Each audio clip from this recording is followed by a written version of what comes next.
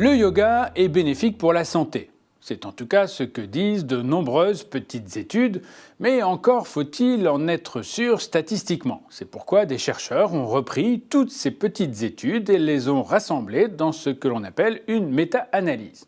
Cette méta-analyse permet de confirmer d'abord un bénéfice sur le plan psychologique. En effet, il y a bien une réduction de l'anxiété, du stress et même moins de dépression chez les pratiquants du yoga. Mais les bénéfices vont bien au-delà. En effet, on s'aperçoit que sur le plan biologique également, il y a un bénéfice. D'abord sur la pression artérielle, la pression va diminuer, que l'on soit d'ailleurs hypertendu ou pas, il va y avoir une baisse de quelques millimètres de mercure, et cela, on le sait, a un bénéfice sur la santé cardiovasculaire.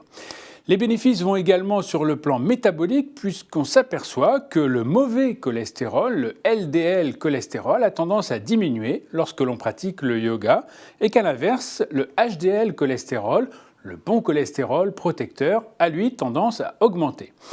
Les effets sur le plan des glucides, des sucres sont moins évidents, même si certaines études montrent une légère baisse de l'HbA1c, un reflet de l'activité métabolique sur le plan des sucres.